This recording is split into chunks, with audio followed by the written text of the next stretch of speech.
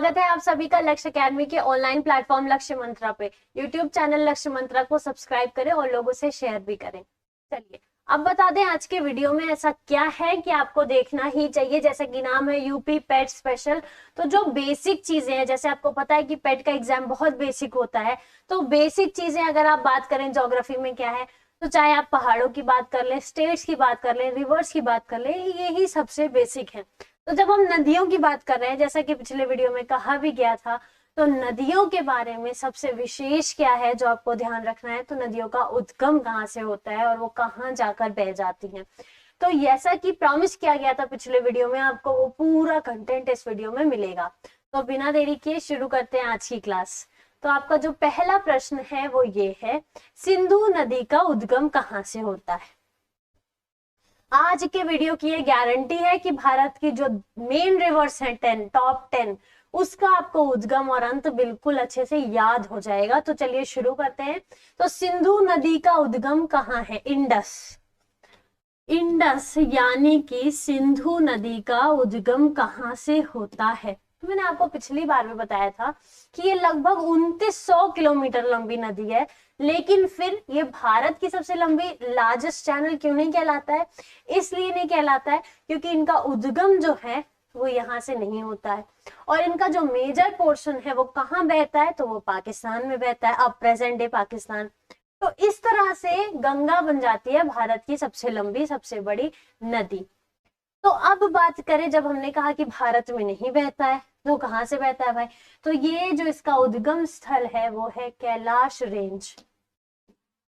आपको पता है कैलाश की विशेषता, हिंदू मान्यताओं के अनुसार शिव जी का घर माना जाता है कैलाश को। तो कैलाश का जो नॉर्दर्न स्लोप है वहीं से क्या निकलती है, ये हमारी सबसे मेजर नदी सिंधु नदी फ्रॉम तिब्बत। ठीक है, तो कैलाश रेंज जो कि आपका ऑप्शन बी, वो आपका सही जवाब है, कैलाश रेंज। ठीक है, चलिए बढ़ते हैं अगले प्रश्न की तरफ। ध्यान दीजिएगा, आई के या एस के से आप याद कर सकते हैं, कैलाश रेंज है ये, इंडस कैलाश रेंज से उद्गम होता है। अभी हमें मिलेगी एक और नदी जिसका उद्गम यहीं से होता है, तो आप रिलेट करके भी याद कर सकते हैं। तो अब एक रिपीटेड क्वेश्चन है, रिपीटेड क्या यूं कह लीजिए कि आप जल्दी से आंसर दे दीजिए। इसका क्या है क्वेश्चन, गंगा नदी अपना जल कहाँ बहाती है, where does the river Ganga discharges its water. आपको बता दिया जाए, अगर आप याद करने पाए तो वीडियो के अंत में हम बताएंगे कि आपको सिर्फ दो ऐसी नदियां हैं जो मेजर में अरब महासागर, अरब सागर में जाके गिरती है, बाकी सारी क्या है, बे ऑफ बंगाल। तो गंगा भी आपका क्या है, बंगाल की खाड़ी, ऑप्शन ए। तो वो एंड तक देखिए, एंड में काफी सारे जो है ट्रिक्स और सरप्राइजेस है आपके लिए। चलिए दूसरा है, ब्रह्मपुत्र नदी का उद्गम कहाँ से होता है। ब्रह्मपुत्र नदी का उद्गम सैंगपो, कहाँ से उद्गम, जैसे नाम आया सैंगपो, तुरंत आपको समझ में आ गया, अच्छा तिब्बत चीन, अच्छा तो कैलाश। तो बिल्कुल सैंगपो यानी ब्रह्मपुत्र का जो उद्गम स्थल है वो है कैलाश, कैलाश पर्वत। कैलाश का नाम आते ही काफी अच्छा एनवायरनमेंट लगता है, तो कैलाश रेंज जो ऑप्शन बी है आपका वो सही जवाब है। तो हमने देखा इंडस यानी सिंधु नदी और आपका ब्रह्मपुत्र, ये दोनों ही कहां से इनका उद्गम स्थल है, तो इनका दोनों का ही उद्गम स्थल है कैलाश। चलिए तिब्बत, कैलाश तिब्बत। चलिए आगे बढ़ते हैं अगले प्रश्न की तरफ। तो 124वां प्रश्न है, ब्रह्मपुत्र नदी अपना जल कहाँ बहाती है। तो लास्ट वीडियो में आपको याद होगा, अगर याद नहीं है तो ध्यान लाइए थोड़ा सा, कि बांग्लादेश जाती है कौन सी नदी, गंगा। गंगा बांग्लादेश जाती है तो क्या नाम पड़ जाता है उसका, पद्मा। अपनी जो ब्रह्मपुत्र है ये भी जाती है बांग्लादेश, कहाँ जाती है, बांग्लादेश। तो उद्गम कहाँ से हुआ, तो कैलाश से उद्गम हुआ, तिब्बत से, यहाँ से इसका ओरिजिन हुआ, और ये कहाँ जा रही है बहते हुए, इंडिया से आ गई बांग्लादेश में। बांग्लादेश में ये कहलाई जमुना, क्या कहलाई, जमुना। और जमुना जब ये पद्मा से मिल गई तो दोनों कहलाई मेघना, और ये मेघना जाकर कहां पर गिरती है, तो ये जाकर गिरती है बंगाल की खाड़ी में, bay of Bengal. Option A Bengal की खाड़ी इज द राइट आंसर। तो यही गंगा का भी जो एंड है वो एंड पॉइंट यही है, और ब्रह्मपुत्र का भी यही है, क्योंकि दोनों मिलके ही फाइनली एंड होती हैं। चलिए अगला प्रश्न देख लेते हैं। तो अगला प्रश्न 125वां, ब्रह्मपुत्र नदी को बांग्लादेश में क्या कहते हैं? अभी अभी हमने देखा, तो बिल्कुल पद्मा कहते हैं। किसको कहते हैं? पद्मा गंगा को कहते हैं। मेघना जब गंगा और ब्रह्मपुत्र मिलती हैं, और भागीरथी तो फिर गंगा की ही बात हो गई, और जमुना ही क्या है आपका? ब्रह्मपुत्र। यमुना और जमुना में आप कंफ्यूज हो जाए तो ना हो, यमुना है लॉन्गेस्ट ट्रिब्यूटरी इंडिया में गंगा की, और जमुना जो है वो ब्रह्मपुत्र का नाम है। कहाँ पे है? तो वो बांग्लादेश में है। चलिए अगला प्रश्न देख लेते हैं। गोदावरी कहाँ से ओरिजिनेट होती हैं? तो गोदावरी के बारे में एक चीज पिछले वीडियो में देखी थी कि गोदावरी क्या होता है? दक्षिण गंगा। तो गोदावरी के बारे में हमने क्या देखा? दक्षिण गंगा। दक्षिण गंगा कौन है? तो दक्षिण गंगा है आपकी गोदावरी। अब कह रहा है गोदावरी नदी का ओरिजिन कहाँ से है, उद्गम स्थल कहाँ से है? तो जल्दी से बता दीजिए। गंगोत्री ग्लेशियर, ये तो गंगा का है, ये गंगा का है। याद करते हुए चलिए, कैलाश से कौन कौन सी है? तो ब्रह्मपुत्र है, इंडस है यानी कि सिंधु। तो आपका जो नासिक है, नासिक कहाँ पे है? नासिक महाराष्ट्र जो है आपका, वो गोदावरी का उद्गम स्थल है, यानी दक्षिण गंगा का उद्गम स्थल कहाँ है? तो ये है नासिक, नासिक महाराष्ट्र। ठीक है, ये नदियां फिर काफी फिर लेंथ में छोटी होती जाती हैं। जैसा हमने स्टार्ट किया था गंगा, फिर हम बात किए सिंधु की, हम बात किए ब्रह्मपुत्र की, फिर हम इधर बढ़ गए, किधर बढ़ गए? इन नदियों के साथ। कौन सी? जब हम बात करेंगे गोदावरी की, हम बात करेंगे कृष्णा की, हम बात करेंगे कावेरी की, तो ये सारी नदियां फिर क्या हो जाती हैं? शॉर्ट हो जाती हैं। पर मेजर रिवर्स यही है। आपको पता है भारत में नदियों को माताओं के रूप में पूजा जाता है, पर फिर भी एक मेल है, एक रिवर जो कि मेल है, तो वो कौन है? ब्रह्मपुत्र, जिसको मैस्कुलिन जेंडर रखा जाता है। चलिए अगला ये कह रहा है, आप गोदावरी नदी का उद्गम करा दिया आपने, कहाँ से? तो नासिक से उद्गम कराया, तो उद्गम हो चुका है, फ्लो कर रही है। तो फ्लो करके अपना पानी कहाँ डिस्चार्ज करेगी? अपना वाटर जो डिस्चार्ज करती है बहके कहाँ जाती है? फाइनली कहाँ मिल जाती है? तो ये फिर से बंगाल की खाड़ी।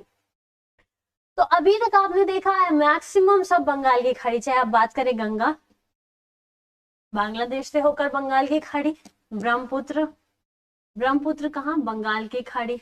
आप बात करें इंडस की, तो इंडस का उद्गम स्थल कहाँ है? कैलाश है। मेजरली कहाँ कहाँ फ्लो करता है?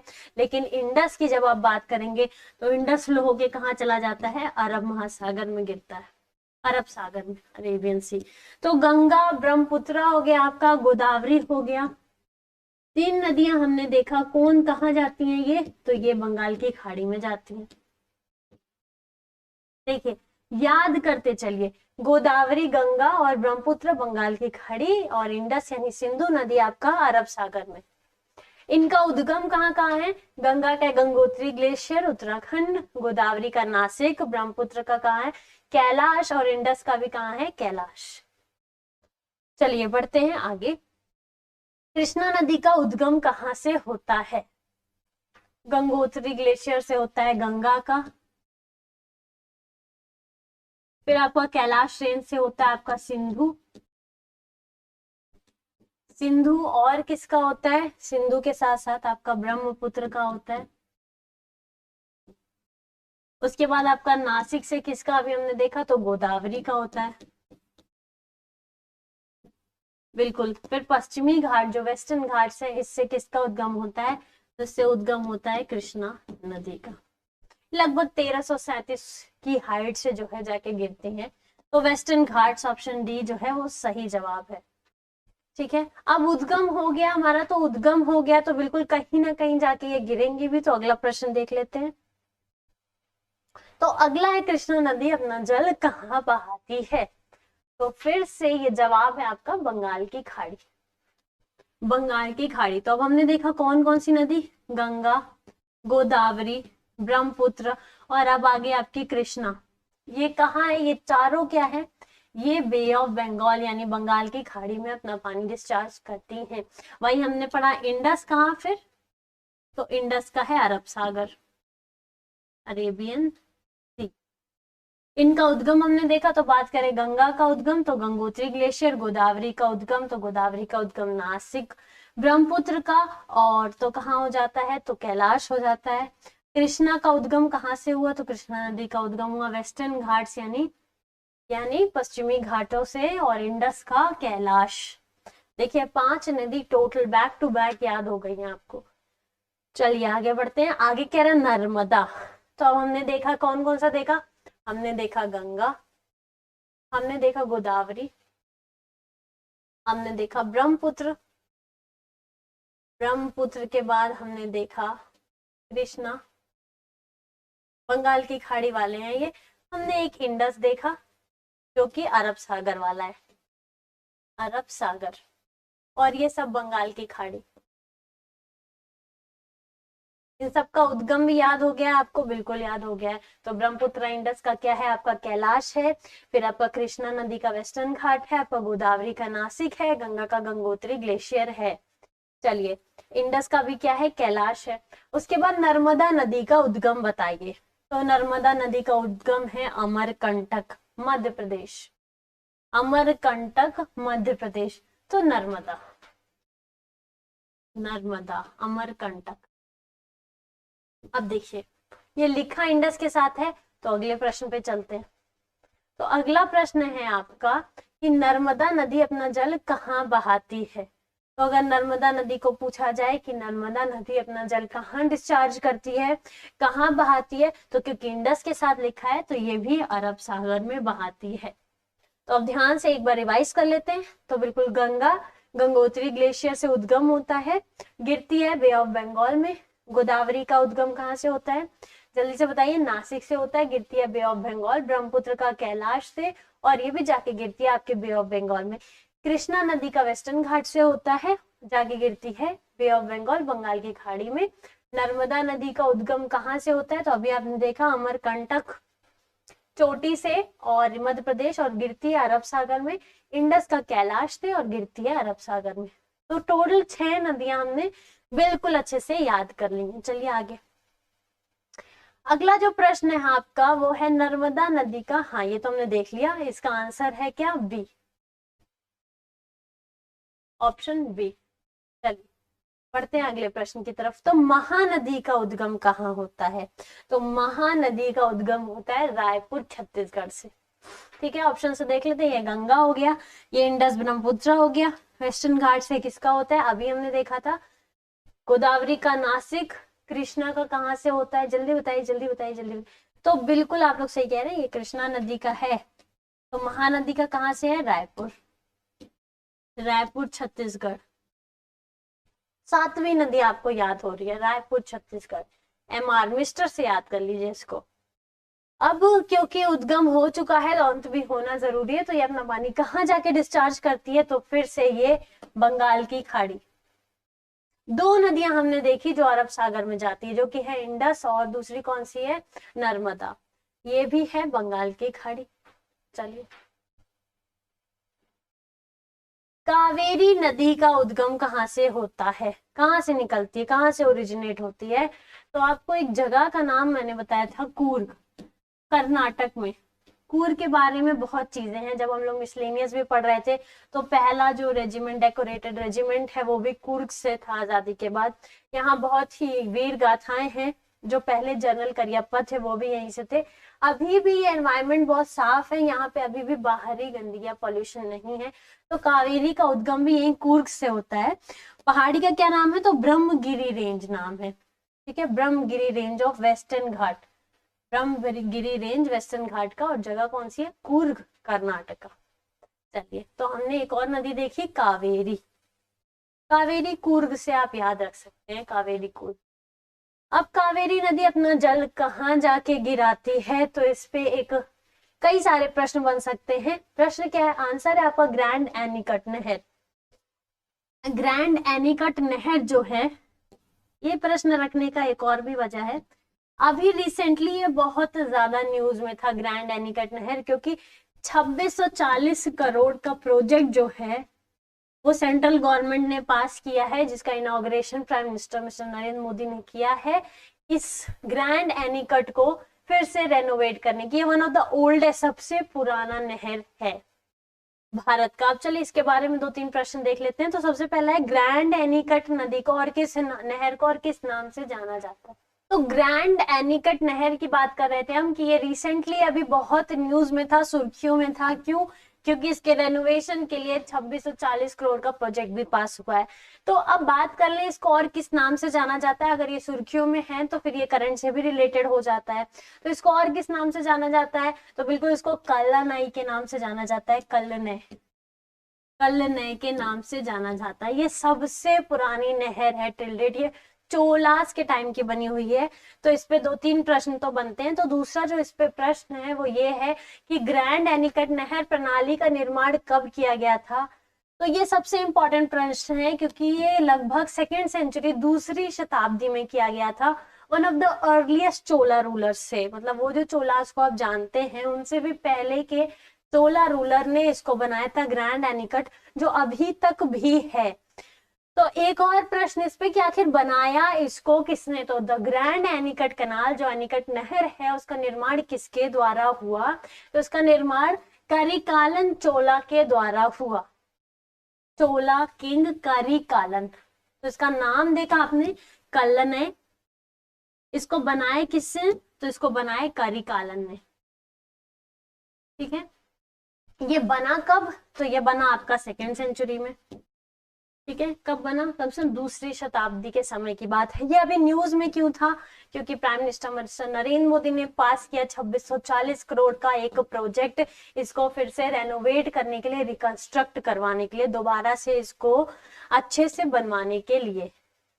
अब फिर से बात कर लेते हैं नदी की, क्योंकि वो तो नदी से ही आ गया, कावेरी से आ गया। तो कावेरी से हमने देख लिया ग्रैंड एनीकट नहर, क्योंकि कावेरी अपना पानी कहाँ जाके डिस्चार्ज करती है? ग्रैंड एनीकट नहर में। तो फिर से नदी पे आ गए। तो नदी की शुरुआत हमने कहाँ से की थी? तो हमने शुरुआत की थी गंगा से। तो गंगा की बात करें तो गंगा का उद्गम कहाँ से था? तो गंगा का उद्गम था गंगोत्री ग्लेशियर से। आपको पता होगा उत्तराखंड, जैसा कि हम लोग अभी अभी देखें। फिर इसका कहाँ जाके अपना पानी डिस्चार्ज करती है? तो ये बे ऑफ बंगाल में गिरती है। किसके साथ? ब्रह्मपुत्र के साथ। तो तुरंत ब्रह्मपुत्र लिख दीजिए। तो ब्रह्मपुत्र का उद्गम स्थल कहाँ पर है? तो ब्रह्मपुत्र का उद्गम स्थल है आपका कैलाश रेंज। और ये कहाँ जाकर गिरती है? तो ये भी बे ऑफ बंगाल में जाकर गिर जाती है। फिर हमने देखा इंडस के बारे में। इंडस का भी उद्गम स्थल कहाँ है? कैलाश थे। और ये गिरती कहाँ है? तो बिल्कुल ये अरब सागर में जाके गिरती है। इसके बाद हमने देखा अगर गोदावरी के बारे में, तो बिल्कुल गोदावरी का उद्गम कहाँ से होता है? तो गोदावरी का उद्गम होता है आपका नासिक से। और गोदावरी अपना पानी कहाँ डिस्चार्ज करती है जाके? तो बिल्कुल इसका एंड होता है फिर से बंगाल की खाड़ी में। ठीक है, इसके बाद हमने बात की कृष्णा नदी की। ये कुछ महत्वपूर्ण नदियां हैं भारत की। तो कृष्णा का उद्गम कहाँ से होता है? तो कृष्णा नदी का उद्गम होता है वेस्टर्न घाट से, पश्चिमी घाटों से इनका जो है उद्गम होता है। और ये भी कहाँ जाके गिरती हैं? तो ये भी गिरती हैं बे ऑफ बंगाल, बंगाल की खाड़ी में। फिर हमने इतनी 6 नदियों के बाद और कौन सी नदी देखी थी? 6 नदियां हो गई हमारे। फिर हमने देखा था कावेरी, महानदी, नर्मदा।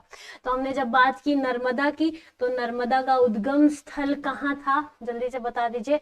नर्मदा का उद्गम स्थल था मध्य प्रदेश में अमरकंटक से। तो अमरकंटक से होता है इनका उद्गम। और ये इंडस के बाद दूसरी नदी बनी जो कहाँ जाके अंत होता है जिसका? तो जिसका अंत होता है अरब सागर में। ठीक है, बिल्कुल बिल्कुल ठीक है। हम लोग चल रहे हैं आगे महानदी के साथ। तो जब बात आई थी महानदी की, तो महानदी का उद्गम होता है कहाँ से? तो रायपुर से होता है।